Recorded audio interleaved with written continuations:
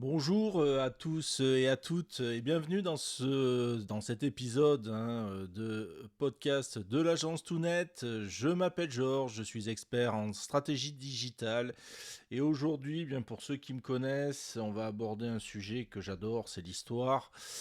Et là, on va effectivement voir l'histoire et les origines de l'intelligence artificielle.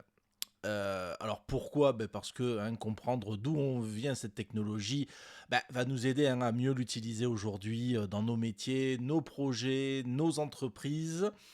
Et voilà, et puis après, bon, moi, personnellement, c'est une passion au niveau de l'histoire. Alors en fait, pourquoi ce podcast?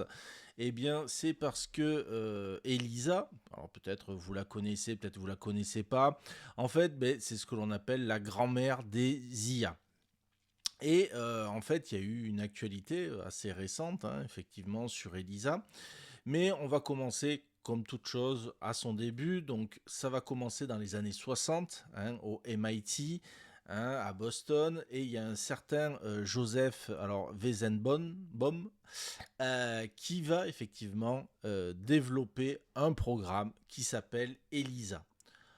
Alors, bon, si on devait le résumer, c'est un chatbot primitif qui simule une psychothérapeute. En fait, il ne comprend pas vraiment ce qu'on lui dit et il reformule les phrases des utilisateurs. Mais il faut imaginer, pour l'époque, c'était révolutionnaire. Pour la première fois, on avait l'impression effectivement qu'une machine semblait interagir avec un humain.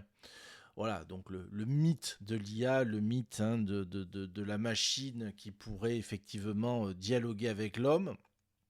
Donc ce programme quand même est resté célèbre, mais vous le savez aussi, l'informatique est une science qui est récente, et donc il n'y a pas encore il y a pas beaucoup d'historiens, il n'y a pas encore de l'archéologie, et donc Elisa, son code avait disparu.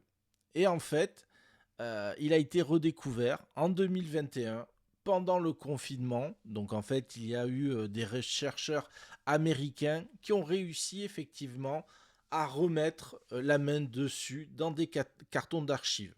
Alors en fait, ils sont pas tombés sur une disquette ou quoi. En fait, ils sont carrément tombés sur des feuilles où il y avait le code de l'application. Le code se résumait à 420 lignes de code. Bon, quand on est un développeur, on sait que c'est très peu, mais déjà à l'époque, c'était pas mal. Et ils ont découvert cette capsule temporelle et ils ont même réussi à la simuler sur un ordinateur des années 60 pour arriver à la refaire fonctionner.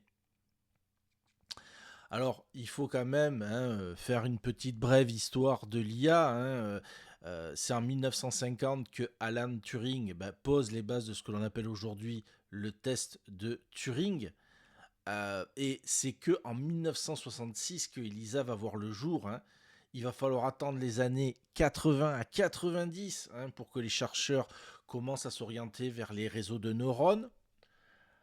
Il faut attendre donc 2010-2020 pour que ça soit l'explosion du machine learning et du deep learning. Alors, pour rappel, moi, par exemple, je vous donne un exemple personnel. Moi, j'ai commencé effectivement l'IA. Ça devait être en 2011, effectivement, du machine learning en école d'ingénieur où effectivement on codait effectivement des programmes qui en fait étudiaient les réponses des humains, enregistraient les réponses des humains et essayaient effectivement de on va dire simuler les réponses des humains. Ça veut dire que plus les humains utilisaient le logiciel, plus effectivement le logiciel, entre guillemets, devenait intelligent. Non, mais on va dire avait des réponses et des actions qui semblaient beaucoup plus humaines. Et souvenez-vous qu'il faut attendre quand même 2023 avec ChatGPT et pour qu'on voit l'explosion des IA génératives et que effectivement elles arrivent dans le grand public. à chaque étape, hein, bon, il y a eu des avancées, il y a aussi eu des mises en garde, hein, même Joseph Wiesenbon, hein, souvenez-vous, la personne qui a donc développé ELISA, lui-même hein, s'inquiétait du fait que les humains puissent croire qu'ils parlent à une machine consciente. Bon, c'est pas le but de ce podcast-là, mais voilà, tout le monde, n'importe qui développe, sait très bien que c'est quelle est la notion, qu'est-ce que c'est que l'intelligence. Déjà, alors, il va falloir expliquer l'intelligence artificielle, et il va aussi peut-être falloir expliquer, avant tout, définir qu'est-ce que c'est que l'intelligence des hommes.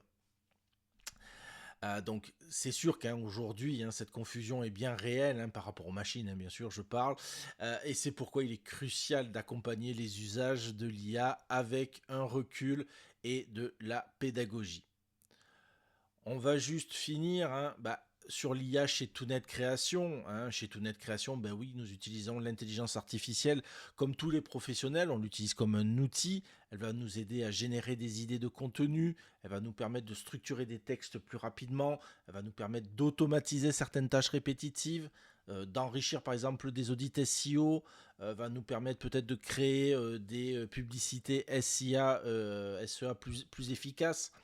Mais il faut se rappeler, et ça c'est quelque chose pareil que je fais depuis très longtemps par rapport aux IA, à l'époque où je travaillais, où j'avais fait des études sur l'IA et le militaire, c'est qu'il faut toujours qu'il y ait un contrôle humain. Il ne faut pas penser que l'IA est un levier et c'est pas une solution miracle.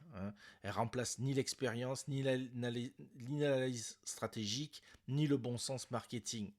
Donc, notre approche à tout net, mais ce qui est aussi mon approche, c'est qu'elle est là pour augmenter l'humain, mais elle n'est pas là pour le remplacer. Alors la conclusion, qu'est-ce qu'il faut retenir? L'IA ne date pas d'hier, elle ne date pas de 2023. Elle a une histoire, elle a été pensée, codée, discutée.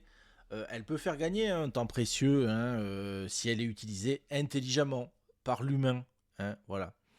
Donc chez Tounet, un petit coup de pub, mais c'est vrai exactement ce que nous, on propose à nos clients, des stratégies digitales performantes en intégrant l'IA sans jamais vraiment perdre le contrôle.